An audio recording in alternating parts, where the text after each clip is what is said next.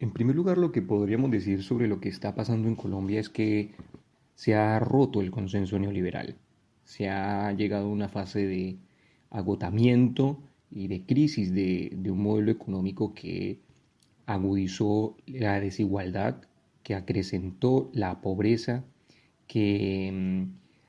agravó ya las condiciones de precarización de la economía de las familias colombianas, y eso es lo que ha detonado en las calles producto de un intento, diríamos, descarado de parte del gobierno y la clase dominante, digamos, en general, de sobrecargar sobre los sectores de la clase trabajadora la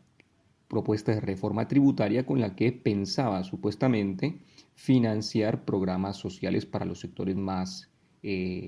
empobrecidos del país. También hay que decir los sectores más empobrecidos por este mismo modelo económico y que entre otras cosas, cuando decimos que es sobre la clase trabajadora sobre la que se pensaba cargar esa reforma tributaria, es porque cuando nos dicen la reforma afectaba a la clase media, tenemos que tener en cuenta que las políticas de flexibilización laboral, de apertura económica y de deterioro del aparato productivo nacional han producido un empobrecimiento de la clase media, de tal manera que cuando se nos dice clase media en Colombia estamos hablando de sectores que tienen ingresos entre 2 salarios y 5 salarios mínimos. Es así que sobre esos sectores se pretendía sobrecargar esta reforma y eso fue lo que estalló en las calles y por eso el profundo descontento. Y es un descontento también mayoritario, no solo porque las encuestas de días anteriores a las movilizaciones que iniciaron el 28 de abril daban cuenta de que el 82% de la población estaba en contra de la reforma, sino porque alrededor del 70% de la masa laboral gana entre uno y menos de un salario mínimo vital y móvil. Eso quiere decir que la debacle que ha producido en la economía nacional el modelo implementado ya podríamos decir hace 3 décadas como mínimo, pero que hace 2 se ha implementado de la mano de él Plan Colombia y un modelo que llamamos de neoliberalismo armado, ha, eh, ya ha llegado a una fase de agotamiento en la cual la gente no tolera más esas condiciones de vida, de inseguridad laboral, de inseguridad sobre el futuro y por eso también la juventud ha sido un factor o un sujeto indiscutiblemente dinamizador de esta nueva etapa. También podríamos agregar que a esto que está aconteciendo, estas multitudinarias movilizaciones que iniciaron, vuelvo y digo, el 28 de abril y que han continuado ya por semana y media, son continuidad también de un proceso preliminar. Ubicamos el proceso de paz como un acontecimiento histórico que ha ido lentamente abriendo las compuertas de la democracia que ha estado restringida a propósito de los intereses de la clase dominante, teniendo por supuesto entre estos al uribismo en general como su custodio, ¿no? Los sectores más retardatarios y guerreristas de la élite colombiana son quienes se han negado a las reformas democráticas y a la implementación de los acuerdos de paz que se firmaron en 2016. No obstante ese incumplimiento, el nuevo clima social ha permitido que estas subjetividades emerjan, nuevos sectores sociales se expresen y que el viejo sofisma, digámoslo, la consigna que propagó históricamente el uribismo con su seguridad democrática y esta idea de el narcoterrorismo y el castrochavismo haya tenido ya un serio desgaste y la gente identifique los problemas reales que vive el país. Y es así que la gente hoy está discutiendo sobre cómo va a poder vivir, cómo el Estado debe garantizar derechos como la salud en un momento de crisis de la pandemia que el gobierno nacional ha manejado de manera pésima, llegando a ubicarse en el cuarto lugar entre los peores gobiernos que han gestionado la pandemia con una negligencia extraordinaria para poder conseguir las vacunas. Colombia es uno de los países cuya población urgía tener un proceso de vacunación e inmunización temprana y fue de los últimos en América Latina en avanzar en este proceso. Eso da cuenta de las falencias y las carencias que el neoliberalismo impone en su orden de prioridades. Eso es a grosso modo lo que viene aconteciendo en este contexto en Colombia. Por otra parte, los sectores reticentes a la implementación de los acuerdos de paz, pues son los mismos que pregonan la guerra, que han puesto en marcha de vuelta reactivado, digamos, en consonancia con el trumpismo, la guerra contra las drogas, que no es sino otra manera de gestionar o administrar el narcotráfico. Ya sabemos que las políticas de interdicción, de aspersión, de erradicación forzada, el único impacto que tienen real es sobre las poblaciones en sus condiciones de salud, de vida, de economía, sobre la tierra que erosionan y sobre el precio de los narcóticos. Es falso que esa sea una vía para terminar con el narcotráfico y de ese modo lo único que han hecho es acrecentar los preceptos para justificar el fortalecimiento del aparato militar. Colombia, según lo indican organismos internacionales, en este caso el CIPRI, un instituto de Estocolmo para la investigación internacional de la paz, nos dice que Colombia es el segundo país después de Brasil que en América Latina gastó más en presupuesto militar. Esto inusitado por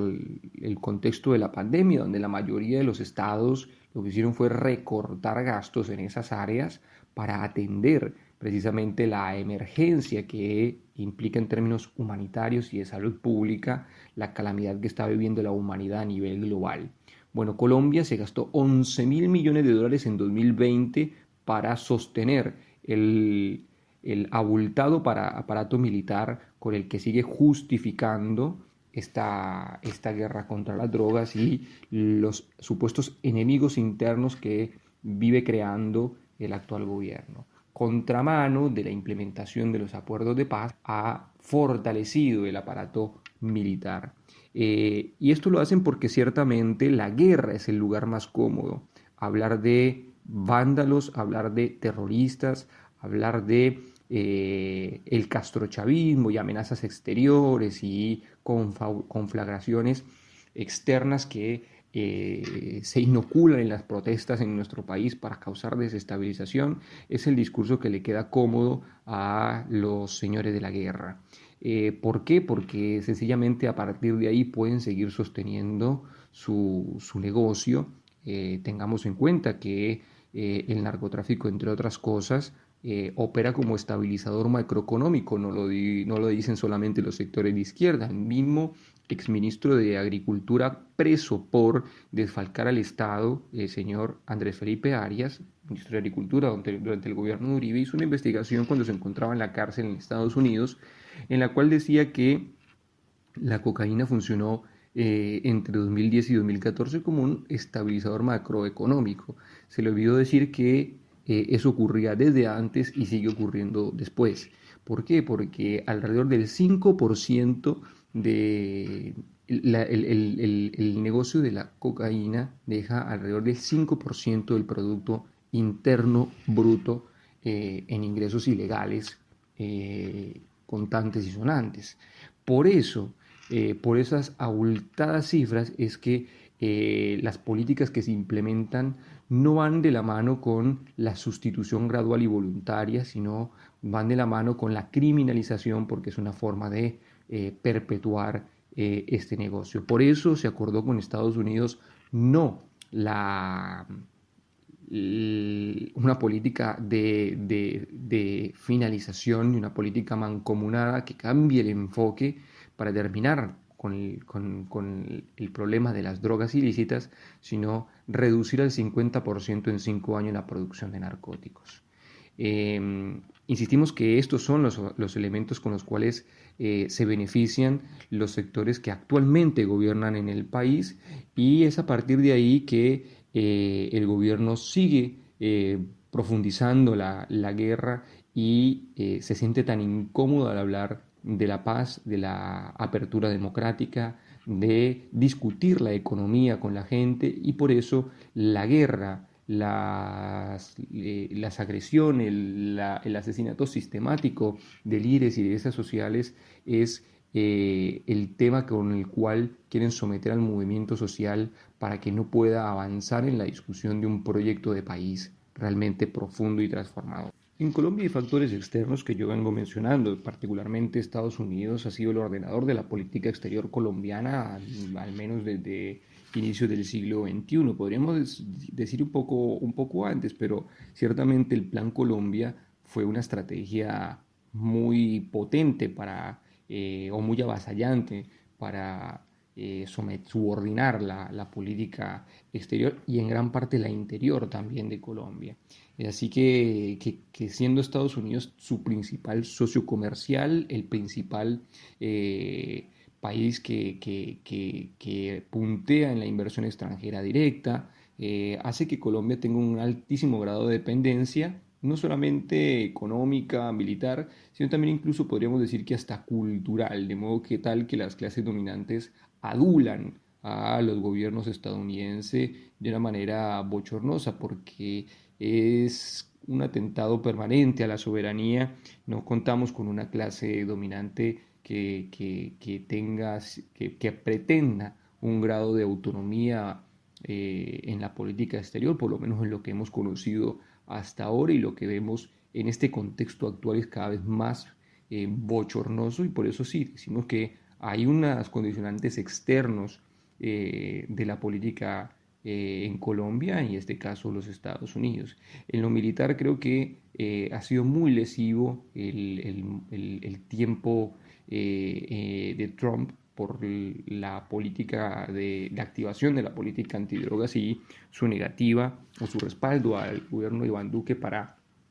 incumplir los acuerdos de paz y avanzar más en la militarización. Recordemos que el año pasado, en el mes de junio, ingresó una brigada de asistencia en fuerzas de seguridad perteneciente al Comando Sur, que supuestamente iba a capacitar a las Fuerzas Armadas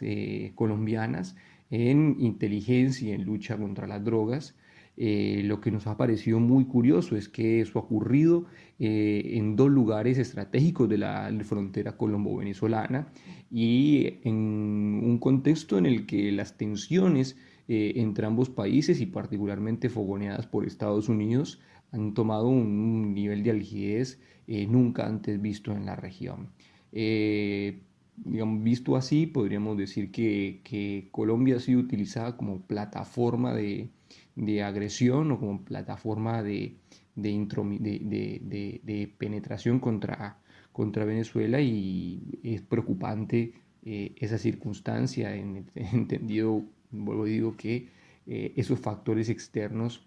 subordinen a los intereses nacionales y regionales, en los cuales Colombia en otro momento suscribió el acuerdo de que América Latina y el Caribe serían una zona de paz y libre de armas nucleares.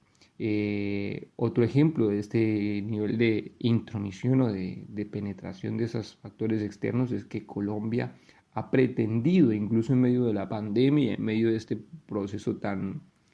polémico de presentar una reforma tributaria, comprar una nueva flota de aviones de guerra para suplir una capacidad aérea que con su vecino Venezuela, digamos, carece de un diferencial importante.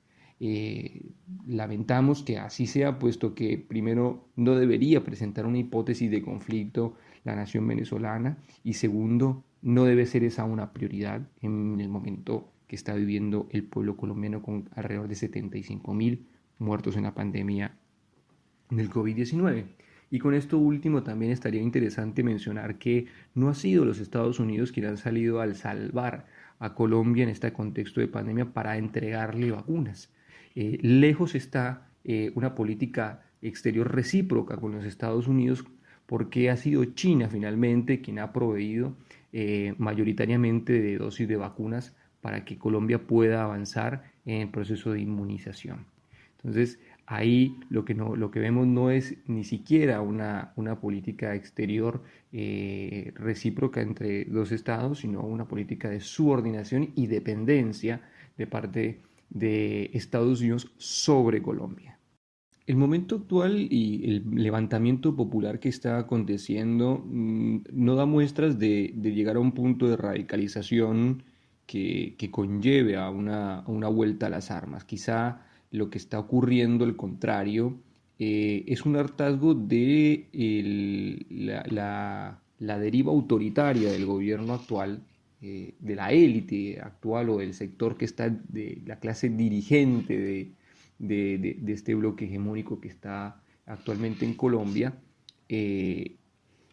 y hay en el fondo una expectativa porque se renueven los actores políticos y se fortalezca la institucionalidad de modo democrático,